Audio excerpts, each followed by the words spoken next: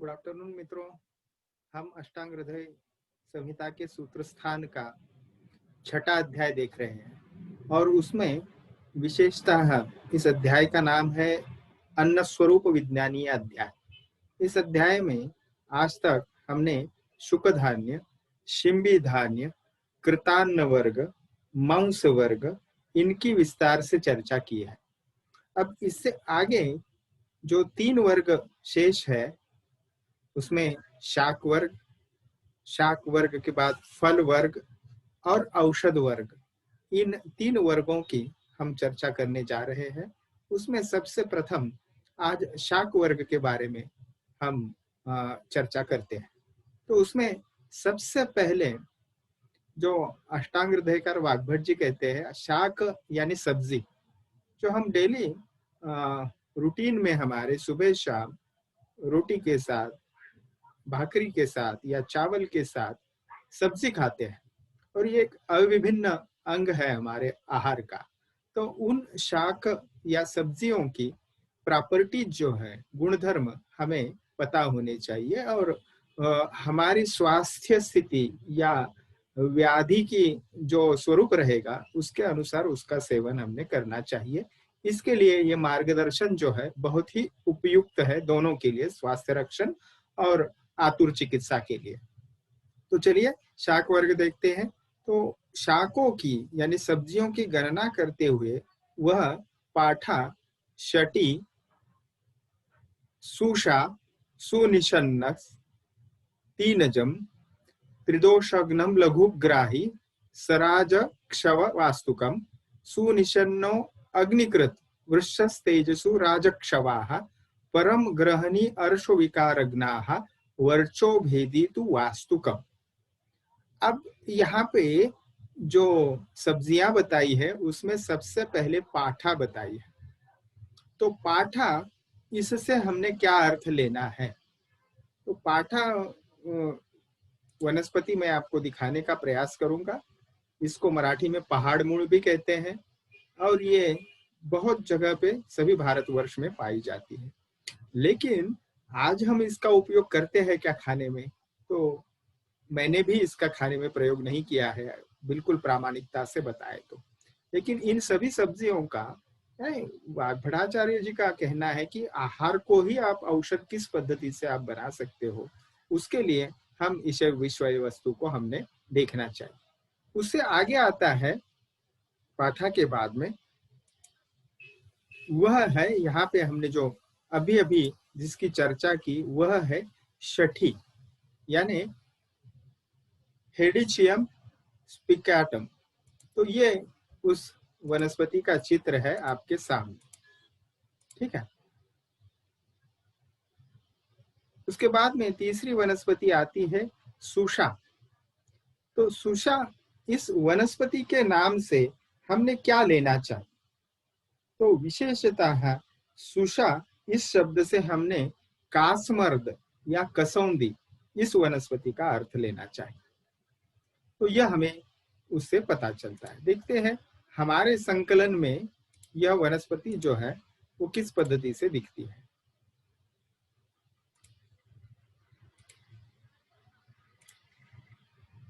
ठीक है, तो कासमर्द जो है तो ये चांगेरी जैसे ही आपको दिखाई दे रहा होगा, ठीक है। उसके बाद में वनस्पति का वर्णन आता है, वह है सुनिशन्नक यानी चौपातिया। तो ये आपके सामने वो वनस्पति नहीं है, इसलिए मैं इसको चित्र को आपको नहीं दिखा रहा हूं। सुनिशंगनक, सतीनज, ये जो है वो वनस्पतियां पहले लाइन में बता दी। तो यहाँ पे हमने विशेषता यह जानना चाहिए कि शाक वर्ग में जो वनस्पतियां बताई है वह पाठा, शठी यानी जिसे कचूर भी कहते हैं, सुषा यानी कासमर्द या कसौंदी, फिर सुनिशन्नक यानी चौपातिया, सतीनज जिसे तीनी भी कहते हैं, राजक्षव। तो राजक्षव ये वनस्पति जिसे नक छिपकनी कहा जाता है, और फिर बताया है विशेषतः वास्तुक, और वास्तुक को बथुआ भी कहते हैं। राजक्षव को नख छिक्कनी कहते हैं। इस वनस्पति को मैंने इस महाराष्ट्र में हमारे राजगढ़ नामक का किला है और उसके बेसमेंट में बहुत सारी ये वनस्पतियां इस प्रकार की राजक्षव यानी नख छिक्कनी पाई जाती है। तो उसका नाम से ही आप पता चलेगा कि उसको अगर पाउडर उसकी की जाए सूखे पत्तों की और छिक्कनी जैसा उसको सूंघा जाए थोड़ा, एक दो चार कण भी, तो आप कम से कम 15-20 बार छींके मारते हो। तो ये वनस्पति है राजक्षव। तो इन वनस्पतियों का विशेषतः गुणधर्मों के बारे में वर्णन बताया है कि ये सभी वनस्पतियां त्रिदोषनाशक, लघु यानी पचने में हल्की, एवं ग्राही है यानी मल को बांधने वाली है। ठीक है, तो ये यहाँ तक बताया। कौन से? पाठा, शठी, सुषा, सुनिषन्न और तीनच, सतीनच। ये जो वनस्पतियां है, 5 वनस्पतियां, वह त्रिदोषघ्न, लघु, ग्राही बनाती। ये गुणधर्म उसके बताए। उसके बाद में आता है सुनिषन्न कोसे आदि, स राजवृक्षव वास्तुकम, यानी राजक्षव और वास्तु, ये 2 वनस्पतियां भी, यानी ये कुल 5 पहले लाइन वाली और ये 2 वनस्पतियां, ये 7 वनस्पतियां त्रिदोषघ्न, लघु एवं ग्राही गुणधर्म की है। उसके बाद में सुनिषन्न, ये जो वनस्पति आती है वो सुनिषन्नक वनस्पति, जिसे चौपातिया भी कहा जाता है। यह एक अग्निवर्धक यानी पचन शक्ति को बढ़ाने वाली और वीर्य को बढ़ाने वाली ऐसी उसको सब्जी या शाक कहा। अग्निकृत वृक्ष, ये उसके 2 गुणधर्म बताए। और राजक्षवाह परम ग्रहणी अर्षो विकारग्नाः, तो राजक्षव जिसे नख छिक्कनी हमने अभी देखा उसका वर्णन, तो वह विशेषतः ग्रहणी व्याधि में, जिसे आप सिंपल लैंग्वेज में इरिटेबल बाउल सिंड्रोम समझ सकते हो, और अर्शो रोग यानी हिमोराइड्स या पाइल्स या बवासीर हिंदी में कहते हैं, उन व्याधियों में विशेषता है, ये ज्यादा उपयुक्त है। तो देखिए, आप जब भविष्य में डॉक्टर होगे तो इन सब्जियों का आहार में रोगानुसार प्रयोग करना चाहिए कि नहीं चाहिए? बिल्कुल करना चाहिए। इसीलिए ये जो आप आज ज्ञान ग्रहण कर रहे हो, उसका अगर प्रैक्टिस में आप उपयोग ना करो तो रोगी को फायदा मिलने वाला नहीं है जितना जल्दी मिलना चाहिए। ठीक है, तो आगे जाते हैं। देखिए, अगर हम इन जनरल चर्चा करें विशेषतः इन शाक या सब्जियों की, तो पत्र, पुष्प, फल, नाल, कंद, इस पद्धति से, और संस्वेदज, तो ये 6 भेद उसके बताते हैं। और विशेषतः चाणक्य नीति में शाकेन रोगा वर्धन्ते ऐसे कहा है। एक जगह विष्टम्भी, गुरुपाकी, रुक्ष ऐसे गुणधर्म बताते हैं। तो इनसे हमें ये पता चलता है कि ये जो शाक है या सब्जियां है, इसका बिल्कुल हम जिस पद्धति से हर एक हमारे लंच हो या डिनर हो, जो भी हम खाना खाते हो, उसमें वो होता ही है।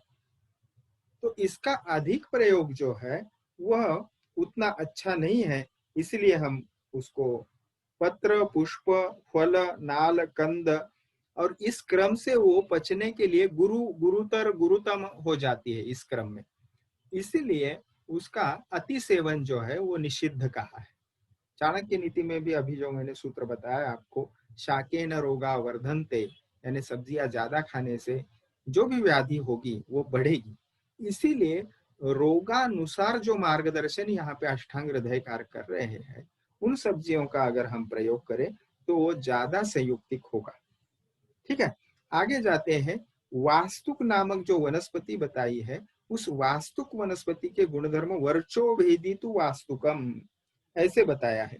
वास्तुक यानी बथुआ जिसे हिंदी में कहते हैं, ये विशेषतः कॉन्स्टिपेशन अगर है, बंधा हुआ मल है, उसको भेदन करने के लिए ये अच्छी वनस्पति बताई है। तो जिसे किसी कॉन्स्टिपेशन की तकलीफ होगी उसके लिए बथुआ बहुत अच्छा है और उसको हमने रेकमेंड करना चाहिए आयुर्वेद चिकित्सक के तौर पर। आगे है हंति दोष त्रयम कुष्ठ वृषा शोषणा रसायनी काकमाची सरास्वर्या चांगेरिया अम्ला अग्निदीपनी ग्रहणी अर्शो अनिल श्लेष्म हितोष्णा ग्राहिनी लघु। तो इन श्लोकों की 3 लाइन्स में हमें 2 वनस्पति एवं उनके गुणधर्म, उनकी रोगघनता पता चलती है। उसमें सबसे पहले है काकमाची, उसको मैं आपको दिखा देता हूँ। ये जो आपके सामने वनस्पति है अभी, इसको काकमाची कहते हैं। ठीक है, तो ये सामने चित्र है आपके काकमाची का। तो काकमाची को मकोई भी कहते हैं। ठीक है, और उसके बाद में जो वनस्पति है, काकमाची के गुणधर्म देख ले सबसे पहले और फिर दूसरी वनस्पति की ओर जाएंगे। तो काकमाची के गुणधर्म है दोषत्रयम, यानी वो तीनों प्रकार के दोष, यानी वह त्रिदोषज्ञ है, त्रिदोषों को शमन करने वाली है। कुष्ठ विकार यानी त्वचा विकार, विभिन्न स्किन डिसीजेस जो है उनका नाश करने वाली है, वीर्य को बढ़ाने वाली है, और थोड़ा सा उसका जो है सउष्णा, यानी वो किंचित अंशतः हॉट पोटेंसी या उष्ण वीर्य की है। उसके गुणधर्मों में रसायन भी गुणधर्म एक प्रायः इस यहाँ पे बताया है, उसका उल्लेख किया है। और सर यानी मल को या बावेल मूवमेंट्स को अच्छी करने वाली है वह, और विशेषतः स्वरिया यानी स्वर के लिए बहुत ही हितकारक है। तो जो भी कंठ संबंधित या गला बैठ गया है, हॉर्सनेस ऑफ वॉइस है, तो ऐसे स्थिति में आपको काकमाची का जरूर रिकमेंडेशन शाक के तौर पे करना चाहिए। ठीक है, तो आगे दूसरी वनस्पति है चांगेरी, जिसे तीपतिया भी कहा जाता है क्योंकि उसके 3-3 पत्तों का जोड़े रहते हैं। ठीक है, तो देखते हैं काकमाची के बाद 3 पत्तियां यानी चांगेरी। ये आपके सामने फूलों के साथ प्रस्तुत है 3 पत्तियां। ये एक पत्ती है, एरो आप अगर देख पा रहे हो तो स्क्रीन पे, ये दूसरी पत्ती है और ये तीसरी पत्ती है, इसीलिए इसको चांगेरी या 3 पत्तियां ऐसे कहा जाता है। यह विशेषतः उसके गुणधर्म जो बताए हैं, अम्ल यानी उसका मुख्य रस जो है अम्ल रस बताया है। गुणधर्मों में वह अग्निवर्धक यानी जाठराग्नि को बढ़ाने वाली है, और रोगघनता में वह किन रोगों में उपयुक्त है तो वाग्भटाचार्य कहते हैं ग्रहणी, अर्श विकार यानी बवासीर, वात विकार और कफ विकार, इन विकारों में उसका सेवन करना चाहिए। गुणधर्म आगे और बताते हैं, वह उष्ण वीर्य वाली है और विशेषतः मल को बांधने वाली यानी ग्राही गुणधर्म की है, और पचने में बहुत ही हल्की है। यह चांगेरी के गुणधर्म बताए हैं। ठीक है, तो उसके बाद वनस्पति आती है पटोल इत्यादि। यहाँ पे जो हमें पूरा एक वर्ग दिखाई देता है, पटोल, सप्तला, अरिष्ट, शारंगेष्ठा, अवलगुजा यानी बाकुची, अमृता यानी टिनोस्पोरा कॉर्डिफोलिया जिसे हम गुड़वेल भी मराठी में कहते हैं या अमृता संस्कृत में कहते हैं हम उसको, वेत्र या वेत्राग्र, बृहति, वासा, कुतिली, तिलपर्णिका, मंडुकपर्णी, करकोट, कारवेल्लक, परपटा, नाड़िकलाय, गोजिह्वा, वार्ताक, वनतिक्तक, करीर, कुल्क, नंदी, कुचैला, शुकलादनी, कटिल्ल, खेम्बुक और विशेषतः कोशातक, कर्कश, ये सारे यहाँ पे शाक या सब्जियों की पूरी आपको लिस्ट दिखाई देती है। तो इतनी सारी वनस्पतियां जो है उनके गुणधर्म इकट्ठा बताते हैं कि ये सभी जो वनस्पतियां हैं, शाक जो है वो शीतवीर्य यानी कूल पोटेंसी वाली है, उसका तिक्त रस है प्रधान, विपाक जो है वो कटु विपाक होता है, और वह मल को बांधने वाली है। ठीक है, और उसके बाद गुणधर्म बताते हैं, क्योंकि वह शीतवीर्य वाली है इसलिए वात कफ कारक है, यानी वात को बढ़ाने वाली है, कफ को बढ़ाने वाली है, और शीतवीर्य होने की वजह से पित्त शामक है। ठीक है, तो ये इसके गुणधर्म है। ये अभी ये जो हमने नामों की गणना की, ये लगभग 28 विभिन्न शाक जो है वो यहाँ पे नाम आप देख सकते हो। देखिए, इनमें जो है बहुत सारे हम जानते भी हैं और कुछ ऐसे हैं जैसे नाड़ी कलाय, तो इसको कुल्क, ये जो शुकदादनी, ये जो शाक है ये थोड़ी विवादास्पद है और इसका निर्णय जो है कौन सी ये चीज है, यह हमें पता नहीं चलती। ठीक है, जैसे इनमें से वन तिक तक भी एक द्रव्य है या वनस्पति है। ठीक है, आगे जाते हैं तो इन वनस्पतियों के कुछ आपको समझने के लिए चित्र मैंने इकट्ठा करने का प्रयास किया है। अन्यथा अन्न स्वरूप विज्ञानी अध्याय जो है वो आपको शायद उतना अच्छा नहीं लगे। तो आपके सामने मराठी में इसको दोड़का कहते हैं, लेकिन परवल, पड़वल जिसे कहते हैं, वो होना चाहिए पटोल। उसके बाद में सप्तला, जिसे मराठी में हम शिकेकाई कहते हैं, जो मुख्य तौर पे बालों को धोने के लिए फोमिंग एजेंट के तौर पे या क्लिनजिंग की तरह यूज किया जाता है, उसकी फलियां। लेकिन सप्तला, उसके पत्ते जो है ग्रीन कलर के, वह जो है वो शाक के तौर पे इस्तेमाल किए जाते हैं। उसके बाद यह है अरिष्ट। तो अरिष्ट यानी जो नीम है, वो नीम के पत्ते आपने समझने हैं और वो सब्जी के तौर पे इस्तेमाल करने हैं। ठीक है, तो उसके बाद में और एक वनस्पति आती है और वह है शारंगेष्ठा। तो शारंगेष्ठा से बहुत सारे लोग समझ नहीं पाते इसका क्या अर्थ लेना है।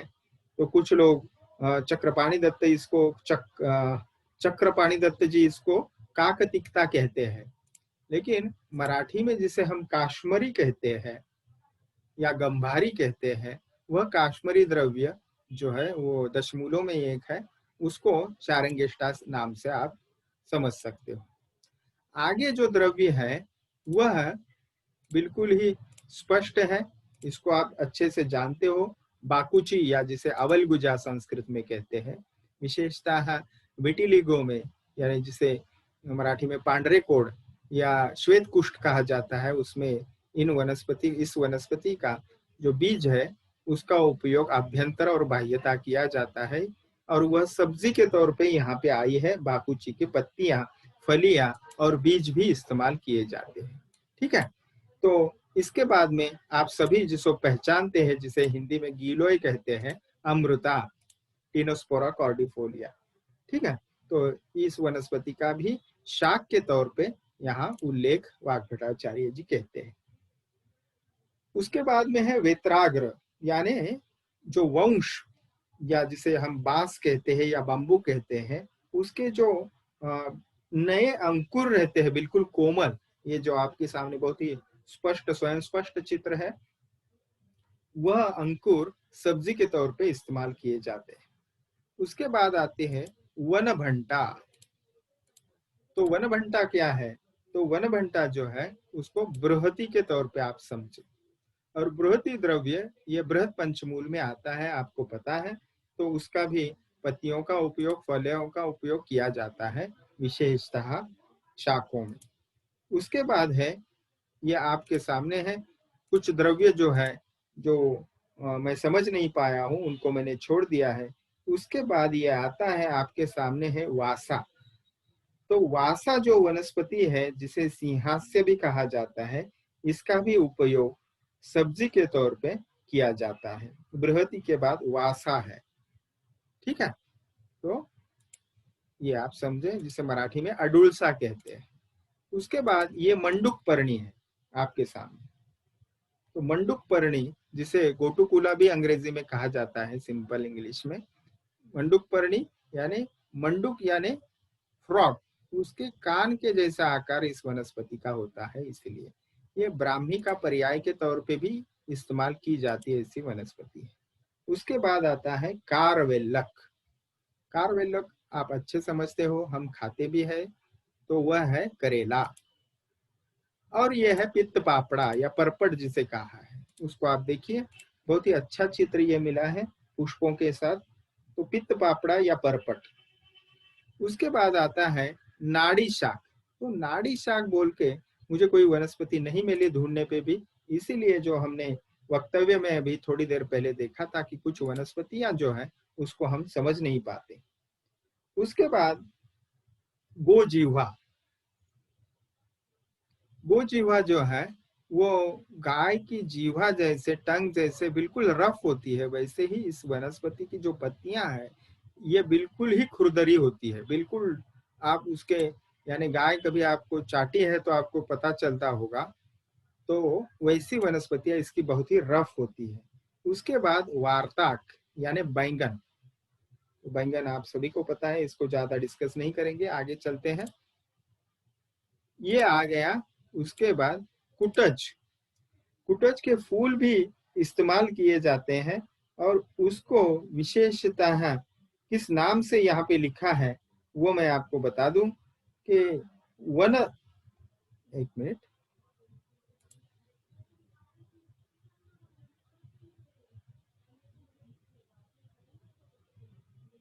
ये देखिए, वन तिक्तक से यहाँ पे वत्सक या कुटज ऐसे बताया। ठीक है, यानी अभी आपको ये हिंदी अंग्रेजी या संस्कृत अंग्रेजी जो टेक्स्ट दिखा रहा हूँ स्लाइड के तौर पे, उसमें उसका मतलब दिया है वनतिक्तक का वत्सक या कुटज, जो आपके सामने चित्र है अभी। ठीक है, लेकिन आप और कुछ ग्रंथ देखे या ट्रांसलेशन देखे तो उसमें वनतिक्तक का अर्थ जो है, चक्रपाणी दत्त टीका में वहां पे पथ्य सुंदर ऐसा उसका पर्याय मिलता है, और उसका अर्थ होता है हरितकी। तो ये भेद हमें दिखाई देता है, इसको हमने जानना चाहिए। उसके बाद ये है करीर। ठीक है, उसके बाद ये आपके सामने जो वनस्पति है अभी, जिसे कुचेला ऐसे कहा जाता है, तो मैं इसको समर्थन नहीं करता हूँ।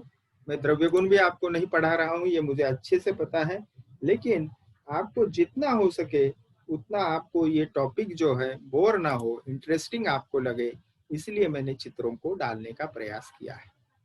उसके बाद आता है, ये आपने वनस्पति अभी देखी नंदी, या जिसे जया भी इसका ट्रांसलेशन किया जाता है। उसके बाद ये वनस्पति आती है, इसको विशेषतः नंदी के बाद जो कुचेला नामक वनस्पति है उसको आप सामने देख रहे हैं। इसके बाद ये रक्त पुनर्नवा, ये बहुत जगह पे भारत में पाई जाती है, और इसको कुछ आदिवासी एरिया में अभी भी सब्जी के तौर पे इस्तेमाल किया जाता है। और इसे जो शब्द यहाँ पे आया है, मैं उसको आपको बता दूं, कटीला। तो यहाँ पे कटिल्लम ये जो शब्द आया है वो रक्त पुनर्नवा के लिए आया है। ठीक है, तो ये बहुत जानी पहचानी ऐसी है, आपको किधर भी मिले। इसके बाद में है केम्बुक या करेमो ऐसे कहते हैं उसको। तो ये केम्बुक है, तो इसका उपयोग जो है पत्तियों का, फूलों का जो है शाक के तौर पे किया जाता है। उसके बाद ये आप सभी इसका सेवन करते हैं अभी भी, वह है कोशातक या जिसे तुरई भी कहा जाता है। ठीक है, जो आपके सामने अभी ये जो वनस्पति है वह इससे आगे का पार्ट जो है उसमें आएगी।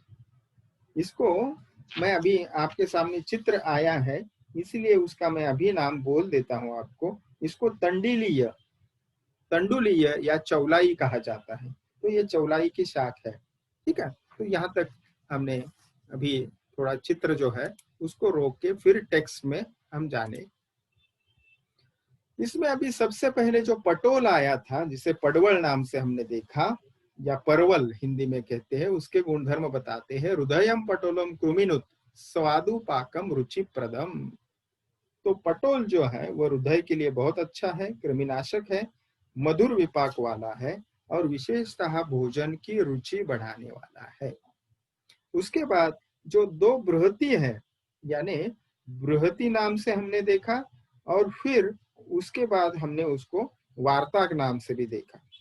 तो या फिर हम बृहत पंचमूल में जो बृहति आती है और लघु पंचमूल में जो कंटकारी आती है, उसके तौर पे अगर देखें दोनों बृहतियां, उनके गुणधर्म है पित्तल, दीप, पित्तल यानी पित्त को बढ़ाने वाली, दीपन अग्नि को दीपक है, भेदी मल का भेदन करने वाली, वात शामक, ऐसे दोनों बृहतियों के गुणधर्म बताते हैं वाग्भटाचार्य जी।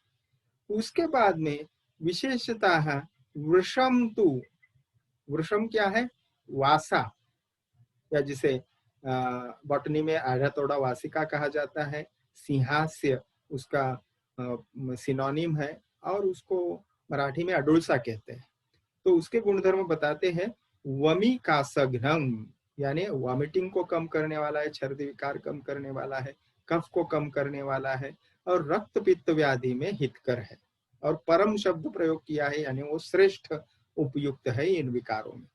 उसके बाद करेला, करेला के गुणधर्म आते हैं कारवेल्लम सकटुकम दीपनम कफजित परम। तो करेला जो है वह आपको बताने की जरूरत नहीं, उसका जो रस होता है जिसे बिटर गार्ड भी अंग्रेजी में कहते हैं, तो बिटर टेस्ट है उसकी। गार्ड शब्द से मुझे पता चला जब मैं इसका थोड़ा सा ये करना रिव्यू करने की कोशिश कर रहा था, तो there are total 11 type of gourds, different gourds, और in India we found. Okay, तो उसमें बिटर गार्ड है, तो अभी थोड़ी देर पहले आपने जो पटोल देखा उसको भी एक प्रकार का गार्ड कहा जाता है, एश गार्ड है, वैक्स गार्ड है।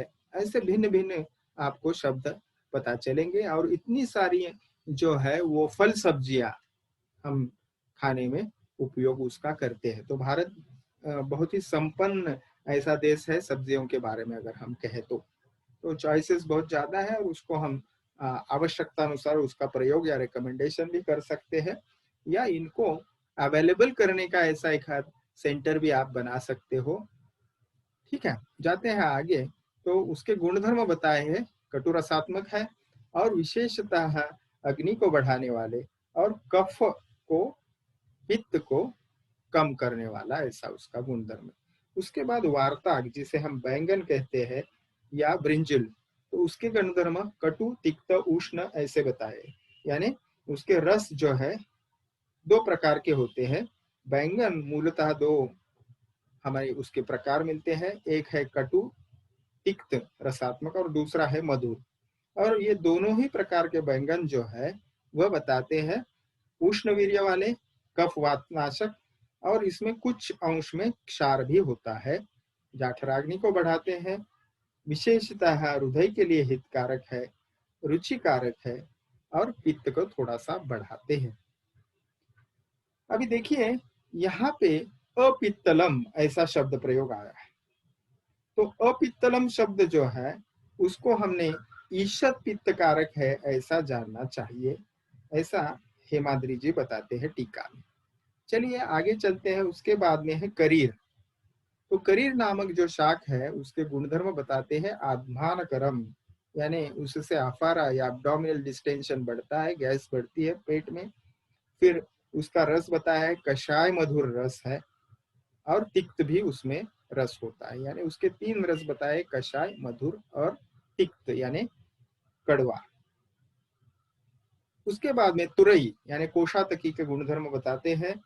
कोशातकी जो है विशेषतः उसको अवल गुजा के साथ उसके गुणधर्म बताए इकट्ठा, तो कुछ सिमिलैरिटी उसमें है इसलिए इकट्ठा बताते हैं। बाकुची या अवल गुजा जिसे कहते हैं, और तुरई यानी कोशातकी, तो वह दोनों ही मल का भेदन करने वाले एवं अग्निदीपक उसके गुणधर्म है। तंडुलीय, अभी जो वनस्पति हमने लास्ट में जिसका चित्र देखा, जिसे चौलाई भी कहते हैं हिंदी में, वह हिमो यानी शीतवीर्य है, रुक्ष रस तथा पाक यानी मधुर रसात्मक है, और विपाक भी उसका मधुर है। पचने में वह बहुत ही हल्की है, इसलिए लघु ऐसी प्रॉपर्टी उसके बताई है। और किन विकारों में ये उपयुक्त है, तो विशेषतः मदात्य, पित्त अधिक होने से होने वाले विकार, विष विकार और विशेषतः रक्त विकार, और उसमें भी विशेषतः हिमोरेजिया यानी रक्त प्रदर, इसमें उपयोग करना चाहिए, चौलाई का जरूर उपयोग करना चाहिए, ऐसा मैं कहूंगा। ठीक है, तो आजकल कितने हमें हिमोरेजिया के पेशेंट मिलते हैं, फीमेल पेशेंट जो है, लेकिन कोई हमें दिखता नहीं उसको। खास करके आप तंडुलिया की सब्जी जो है वो रोज खाओ, तो अति आर्तव जो शरीर पे बढ़ता है और उससे फिर हीमोग्लोबिन परसेंटेज कम आता है और उससे और प्रॉब्लम शुरू हो जाती है। ये सभी जो श्रृंखला है उसको सिर्फ चौलाई की सब्जी जो है वो अगर स्त्री खाने में रखती है तो उससे बहुत सारा कम होने में मदद मिल सकती है। आगे है मुंजा तक। तो मुंजा तक क्या है, तो ये कंद विशेष है। तो विशेषता ये मुंजा तक कफ वात और पित्त विकार नाशक है। तो वह मुंजा तक के बारे में ऐसा कहते हैं ये देखिए यहीं वो उसका श्लोक आ गया है, इसलिए मैंने इसको मुंजातम वात पित्तजित, यानी वात और पित्त को कम करने वाला है। स्निग्ध गुण धर्म है उसका। शीत गुरु स्वादु मधुर रसात्मक है, ब्रूहन करने वाला है और शुक्र को बढ़ाने वाला है, ऐसा उसका प्रॉपर्टी बताए है। आगे है गुरुवी सारा तु पालक क्या, तो ये जिसे पालक हम कहते हैं या स्पिनाक भी जिसे कहा जाता है, तो उसका मैं आपको, मेरे पास चित्र है और आप सभी जानते हो इसको, ये कंपील छोड़ देते हैं। आगे है पालक या स्पिनाक, तो इसके गुणधर्म बताते हैं गुरुवी यानी पचने के लिए गुरु, और सरा यानी मलभेदक है। ठीक है, तो इसके जो स्वाद है वो भिन्न भिन्न देश में भिन्न भिन्न मिल सकते हैं। उसके बाद वनस्पति जो आती है उसको मैं बताता हूं आपको, वह है उपोदिका या जिसे पोई भी कहा जाता है। उसके गुणधर्म बताते हैं मदग्नि, यानी गुरु और सरगुण तो इसमें है ही, और उसका गुणधर्म बताते हैं मदनाशक है। तो ये जो विशेषतः उपोदिका जो है उसको स्पिनाक भी कहते हैं, जो अभी हमने देखा। तो एक प्रकार की ये उसका भेद है, ऐसा हम कह सकते हैं। उसके बाद आता है विदारी, तो ये इसको छोड़ दे, आप इसको आगे ले जाएंगे। तो ये है विदारी कंद। ठीक है, तो ये वनस्पति जो है उसकी बेला रहती है और बेला के नीचे इस पद्धति का बड़ा कंद हमें मिलता है। बहुत ही अच्छी वनस्पति, औषधि वनस्पति के तौर पे भी इसको इस्तेमाल किया जाता है। और उसके गुणधर्म बिलाई जिसे हिंदी में कहते हैं, विदारी वात पित्तग्नि मूत्रला स्वादु शीतला जीवनी बृहनी कंठ्या गुर्वी वृषा रसायनम। तो वात पित्त नाशक, मलमूत्र को अच्छे से निकालने वाली, मधुर रसात्मक, शीत वीर्यात्मक, जीवनीय गुणधर्म है, यानी बहुत ही वो आयुवर्धक है, स्वास्थ्य वर्धक है। कंठ्या यानी कंठ के लिए, हमारे वोकल कॉर्ड्स के लिए बहुत ही अच्छी उसकी प्रॉपर्टी है। पचन के लिए उसको बताया है गुरु, यानी पचने के लिए जड़ है, वो ज्यादा टाइम लेती है। वीर्यवर्धक है, वृक्ष और रसायन यानी सप्त धातु वर्धक, ऐसा ये कंद होता है विदारी का। ठीक है, तो ये बाहर निकाला हुआ है, जमीन के अंदर रहता है ये। ठीक है, तो उसके बाद ये आता है एशगार्ड या जिसे कुष्मांड हम कहते हैं। ये उससे पहले थोड़ा सा यहाँ पे क्रम थोड़ा चेंज हुआ है। जीवंती वनस्पति है। ठीक है, जीवंती है क्या, तो ये जो मैं आपको दिखा रहा था इससे पहले, यही जीवंती नाम से मिलती है। और जीवंती जो है वो जीवंती वनस्पति विशेषतः उसकी प्रॉपर्टी बताई है, good for eyes, mitigates all dosha, त्रिदोषघ्न वनस्पति की उसकी प्रॉपर्टी है, मधुर रसात्मक और शीत वीर्यात्मक, ऐसे जीवंती की प्रॉपर्टी बताई है। चक्षुषा सर्वदोषग्नि जीवंती मधुरा हिमा। तो शॉर्ट नोट में आपको इसके गुणधर्म पूछे जा सकते हैं, या 5 मार्क के लिए आपको पूरा शाक वर्ग पूछा जा सकता है। मुझे पता है कि इतना आसान नहीं है, लेकिन आप इसको प्रैक्टिस में भी आगे जाके उसको उपयोग इसका करना है। इस दृष्टि से अगर आप इसका अध्ययन करें तो आपको जरूर इसका फायदा होगा, न केवल परीक्षा के लिए। ठीक है, तो ये विदारी को हम देख चुके हैं। उसके बाद आता है कुष्मांड। तो कुष्मांड तुम्ब कलिंगा कर्को वै वारुतिंडिशम तथा त्रपुस चिनाक चिरभटम कफवातकृत। तो कुष्मांड एक प्रतीकात्मक पहले नाम दिया है और इत्यादि करके वो वर्ग आता है। विशेषता कुष्मांड जिससे हिंदी में कोहड़ा कहते हैं, जिससे पेठा बनता है, या एशगार्ड अंग्रेजी में कहते हैं। तुम्ब यानी हम इसको तुम्ब को भी आपको दिखा दूं, उसका आकार जो है उससे तुम्बी बनती है। आपके सामने जो कमंडलू भी इससे बनता है। ठीक है, फिर कलिंग यानी तरबूज, करकारू यानी खरबूजा, उर्वारू यानी खीरा ककड़ी, तिंडिश यानी तिंडे, त्रपूस यानी बड़ा वाला खीरा, चीनाक एक प्रकार की ककड़ी है, चिरबट जो ककड़ी है, फूट जिसे कहते हैं। इनके सभी के गुणधर्म इकट्ठा बताए हैं। कफकारक यानी कफ को बढ़ाने वाले, वात को बढ़ाने वाले, मल का भेदन करने वाले, ठीक है, अभिसंधि, और फिर विपाक और रस में मधुर रसात्मक होते हैं। पचने के लिए वह जो है वो जड़ बताए। तो ये जो कुष्मांड है उसके अलग से गुणधर्म फिर से बताते हैं ग्रंथकार हमें। एशगार्ड के बेनिफिट्स देखिए आप। वल्ली फलानाम प्रवरम कुष्मांडम वात पित्तजित। वल्ली यानी लता या टेंड्रिल्स, जिसे हम बेल कहते हैं। तो बेल पे उगने वाले जो फल है, जैसे जिसमें तरबूज भी आता है, खीरा भी आता है, खरबूजा भी आता है, इन सभी फलों में कुष्मांड जो है यानी एशगार्ड, ये श्रेष्ठ माना गया है, उत्तम माना गया है। उसके रोगग्नता बताते हैं, वात विकार और पित्त विकार, ये दोनों में वह उपयुक्त है। विशेषतः बस्ती के विकार, मूत्राशय, इनको यह शुद्ध करने वाला है। और विशेषतः वृक्ष यानी शुक्र धातु को बढ़ाने वाला है। इसके बाद आता है त्रपूस या तुम्ब जिसे कहते हैं। तो त्रपूस यानी बड़ा खीरा है। तो ये भी जो है इसके प्रॉपर्टीज मूत्रल बताते हैं। त्रपुसम तु अति मूत्रलम, इतने ही दो शब्द इसके बारे में मिलते हैं। आगे है तुम्ब, जिसे गोल लवा या लौकी कहते हैं, जिसे वो विशेषता है। ये तुम्ब जो है वह अत्यंत रूक्ष, मल को बांधने वाला और विशेषतः पित्तनाशक, शीतवीर्य वाला होता है। अब अगर ये तुम्ब जो है वो पक जाए तो उसकी प्रॉपर्टी थोड़ी चेंज हो जाती है, वो पित्त बढ़ाने वाली और उष्ण वीर्यात्मक इसकी प्रॉपर्टी पक जाने पर हो जाती है। उसके बाद मृणाल, मृणाल नामक सब्जी आती है। और मृणाल जो है वो आप इमेजिन नहीं कर पाओगे, लेकिन ये अभी भी भारत के बहुत सारे प्रांतों में विशेषतः इसका उपयोग होता है। वह है लोटस स्टॉक, यानी कमल का जो डंठल है उसको सब्जी के तौर पर यूज किया जाता है। फिर बिस यानी उसके रूट्स, फिर सलोकी यानी उसके जो कंद होते हैं उसको सलूकी ऐसे कहा है। फिर कुमुद यानी उसका एक्चुअली कंद, फिर नंदी। इस प्रकार से हमें यहाँ पे और कुछ उसके जो है वो भिन्न भिन्न प्रकार मिलते हैं। उत्पल के कंद, नंदी यानी तुंडी केरी, माशक यानी वास्तुल।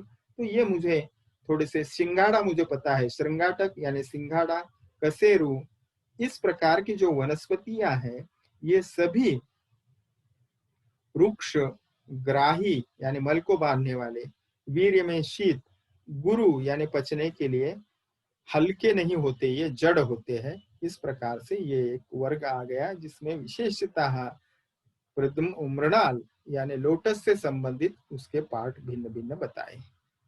उसके बाद में कलम्ब इत्यादि वनस्पतियां आती हैं।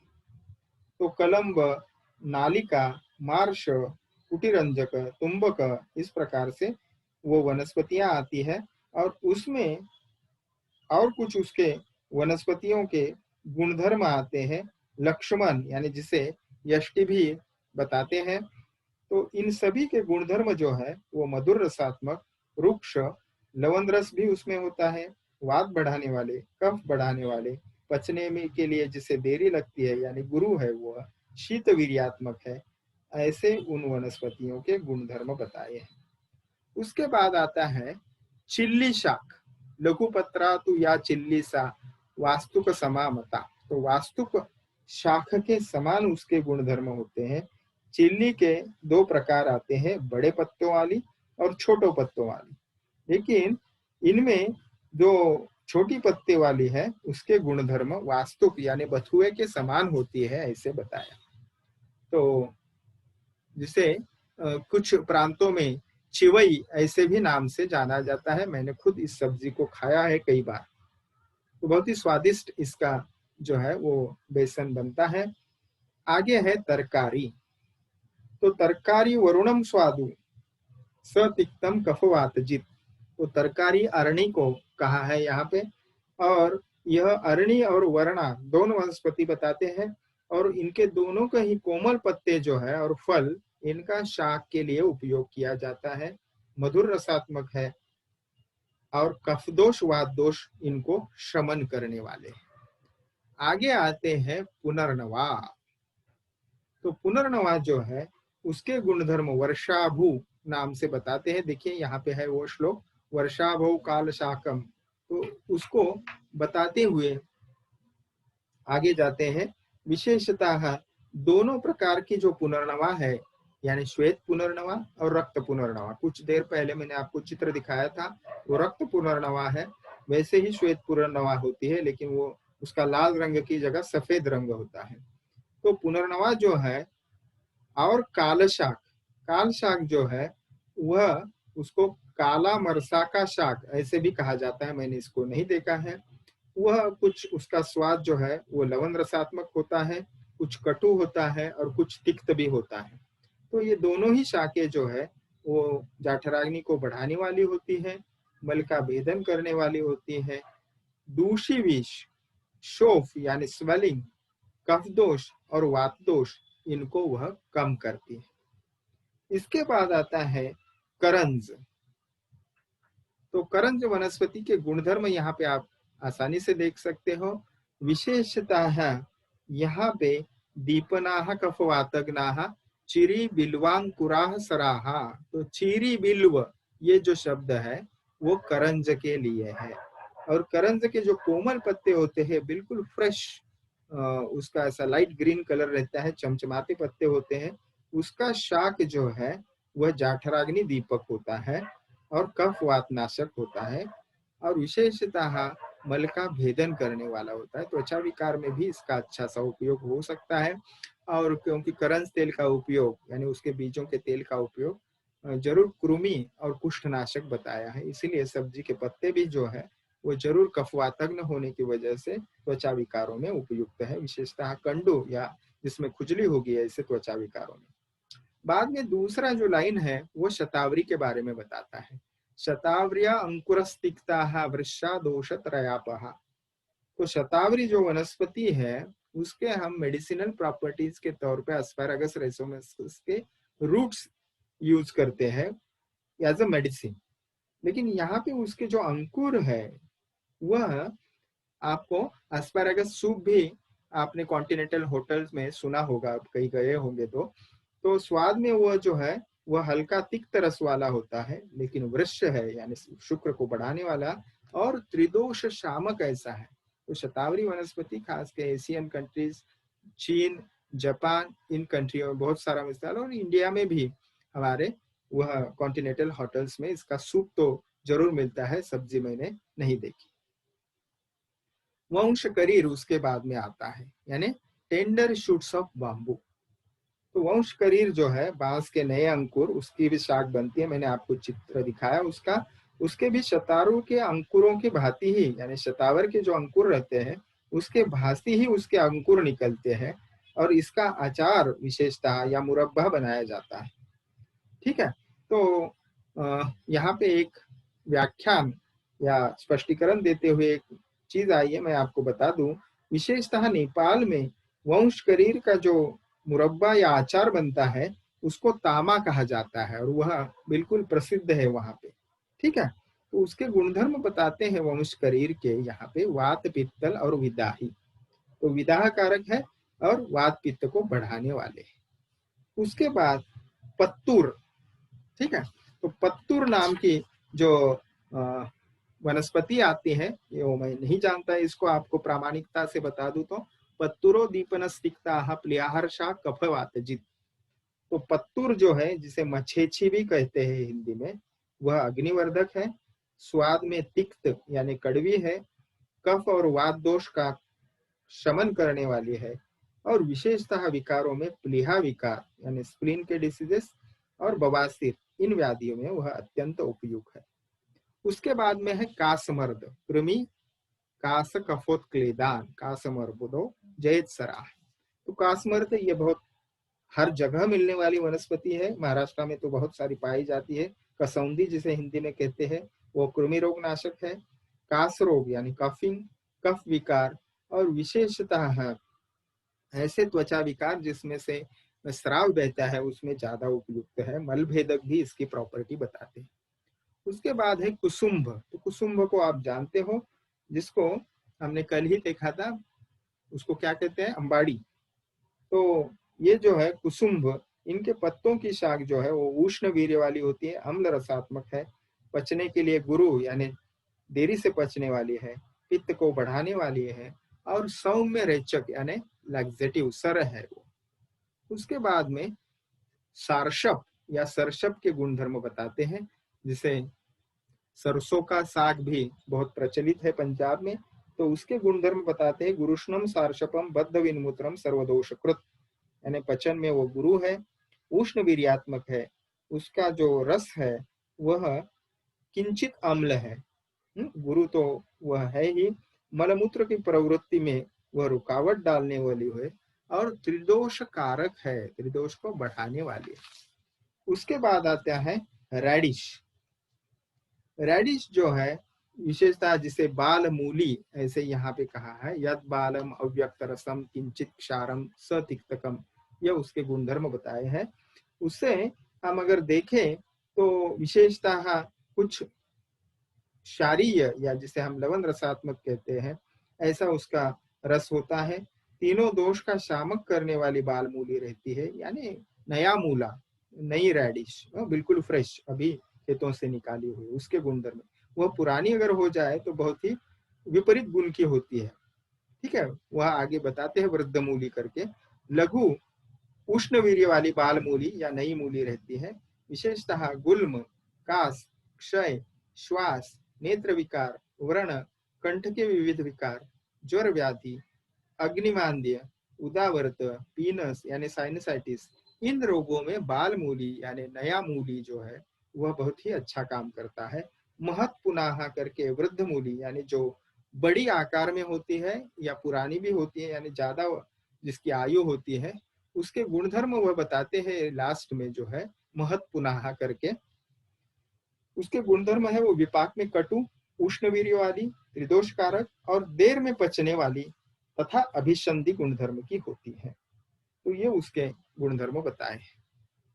उसके बाद पिंडालु आता है।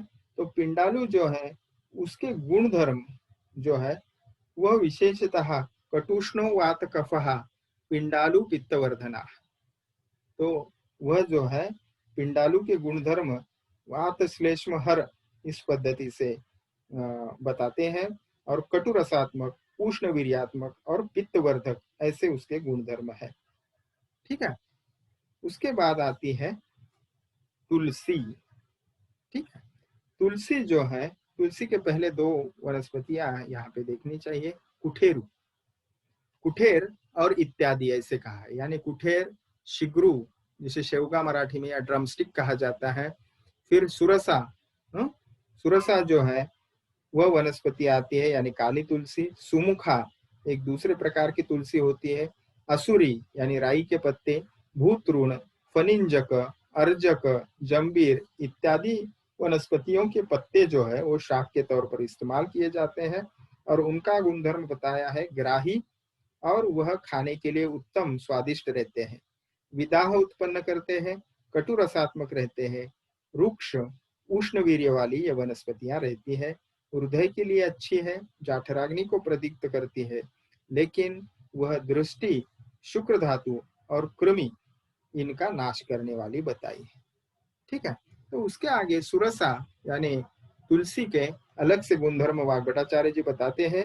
विशेषतः सुरसा यानी तुलसी की सब्जी जो है वो हिचकी यानी हिक्कफ, बार बार जिसे हिचकी लगती है, कास, विष विकार, श्वास, पार्श्वशूल यानी पसलियों में, रिब्स में पेन होती है, मुख की दुर्गंधि, इसमें विशेषता तुलसी की सब्जी खाने का जिक्र यहाँ पे करते हैं वाग्भटाचार्य जी। उसके बाद में सुमुख नामक जो तुलसी की ही वैरायटी है उसके गुणधर्म बताते हैं। दूषी विष और स्वेलिंग या शोथ इसमें किया जाता है। उसके बाद आर्द्रिका यानी हम जिसे हरा धनिया कहते हैं, यानी धनिया के पत्ते, तो वह विशेषता तिक्त और मधुर रसात्मक रहते हैं, यानी कड़वे और स्वादिष्ट या मधुर, और उसके प्रॉपर्टीज बताते हैं। मूत्रल यानी डायूरेटिक प्रॉपर्टी है, और वह पित्त को नहीं बढ़ाते हैं। उसके बाद वर्णन आता है लहसुन का। तो लहसुन लगभग हर एक सब्जी में डलता है यहाँ पे हमारे भारत में। तो उसके गुणधर्म जो है वो कंद है, ये हमने इस्तेमाल कर सोचना चाहिए पहले, प्याज के भी बाद में गुणधर्म आने वाले हैं। तो पहले लहसुन बताते हैं।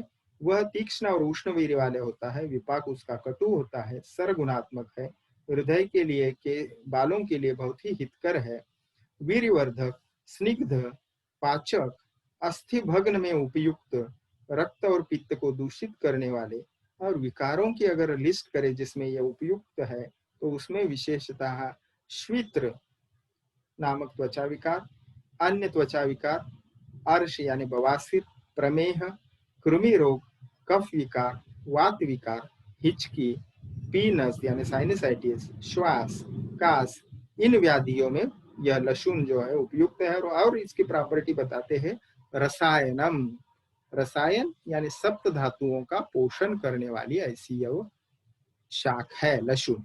उसके बाद आता है पलांडु, प्याज जिसे हम कहते हैं। उसके गुणधर्म बताते हैं, लहसुन से कुछ कम गुणों वाला है और कफ बढ़ाता है और पित्त जो है वह भी वह बढ़ाता है। ठीक है, लेकिन कफ बढ़ाने वाला पित्त को थोड़ा बढ़ाता है, ज्यादा नहीं बढ़ाता। उसके बाद आता है गाजर या गृंजनक संस्कृत में कहते हैं, तो वह विशेषता कफ विकार और वात विकार और बवासीर इन व्याधियों में उपयुक्त है। कैरोट जो है वो, और व्रणशोथ, व्रणशोथ में विशेषता इसका लेप जो है वो स्वेदन के तौर पे किया जाता है और इसको सब्जी भी इसके बनाकर खाई जा सकती है। तीक्ष्ण उसके गुणधर्म रहते हैं, मल को बांधने वाला होता है और विशेषतः पित्त को बढ़ाने वाला होने की वजह से पित्त विकारों में यह उपयोग इसका नहीं करना चाहिए। उसके बाद आता है सूरण कंद, तो ये भी बवासीर के लिए बहुत ही उपयुक्त है और ये कंद है जिसे यम भी कहा जाता है। तो आगे जाते हैं अग्निदीपक, रुचिकारक, कफनाशक और विशेषतः लघु यानी शीघ्र पचने वाला, ऐसे विशेषतः मैंने जैसे बताया। तो अर्श व्याधि में ये इसको भूकंद कहा जाता है, वह बहुत ही उपयोग है। विशेषाद अर्शसाम पथ्यम, तो जिसे अर्श व्याधि है उसके लिए, हिमोराइड्स जिसको है, एक्सटर्नल पाइल्स हो इंटरनल पाइल्स हो, उसके लिए यह बहुत ही उपयुक्त है। तो आगे इसका समारोप करते हुए ग्रंथकार वाग्भट जो है वह बताते हैं, भूकंद जो है, भूकंदस्तु अति दोषलाहा, यानी जो कंद स्वरूप में जिसमें हमें पोटैटो भी आता है और अभी जो हमने देखा सुरन वह भी आता है, यह अत्यंत दोषकारक और दोषवर्धक बताए हैं। अब देखिए भूकंद इस शब्द से क्या अर्थ लेना चाहिए। सभी कंदों का अर्थ लेना चाहिए, जैसे मैंने अभी बताया सुरन को भी उसमें ले ले, या फिर कोई बताते इसको जिमी कंद इस पद्धति से ले। कुछ लोग इसे बोलते हुए हैं भूस्फोटाख्याः प्रावृट उद्भवाः, यानी भूई छत्ता या जिसे मशरूम हम कहते हैं उसको इसको लेना, उसको इसमें ले। तो ये पद्धति से उसके भिन्न भिन्न मत है। तो भूकंद से क्या अर्थ ले, ये थोड़ा विचारणीय विषय रहेगा। अभी इन टोटल जो है वो किस शाख का किस पार्ट जो है, पत्र है, पुष्प है, उस दृष्टि से गुणधर्म बताते हैं। उत्तरोत्तर गुरुता कैसे आती है, जैसा हमने देखा, पत्र, पुष्प, फल, नाल, कंद, ये क्रमशः जो है वो अधिक गुरु होते जाते हैं। ठीक है, तो संक्षेप में यहाँ पे वो बताते हैं लास्ट में, वरा शाकेषु जीवंती शार्षपम तु अवरम परम। तो ये वाग्भटाचार्य जी का वैशिष्ट्य है, वह वर्ग की समाप्ति करते हुए भी सबसे श्रेष्ठ उसमें क्या है और सबसे कनिष्ठ क्या है उसका भी वर्णन करते हैं, उत्तम और अधम का। तो शाक वर्ग में विशेषतः जीवंती, जिसे हिंदी में डोडी कहा जाता है, वह शाक सबसे उत्तम है। और सरसों की शाक या सरसों की पत्तियां विशेषतः, और उसका नाल जो है, नाल की शाक जो होती है उसको सबसे अधम कहा है। तो नाल शाक क्या है, यानी जिसमें डंठल, सरसों के डंठल हो या इसे राई के डंठल भी कहा जाता है वह हो, उनको नाल शाक कहा जाता है। और यहाँ पे आप जो है इसको एक पूरा हमने 1 घंटा व्याख्यान लिया है, तो इसको आप चिकित्सा की दृष्टि से या स्वास्थ्य वर्धन की दृष्टि से कोई अगर लक्षण आपको दिखाई दे रहे हैं और उस दृष्टि से आप मार्गदर्शन करें लोगों को, तो ये जो चैप्टर है आपको अन्न स्वरूप विज्ञानी अध्याय सबसे ज्यादा उपयुक्त औषध। देखिए, आहार ही औषध होना चाहिए, ये बहुत सारे विद्वानों का, पाश्चात्य विद्वानों का भी मत है। और इस दृष्टि से हमने अन्न स्वरूप विज्ञानीय अध्याय को देखना चाहिए। ठीक है, तो आज यही रुकते हैं। आपकी जो आशंकाएं हैं उनको अभी थोड़ा सा जानने का प्रयास करते हैं।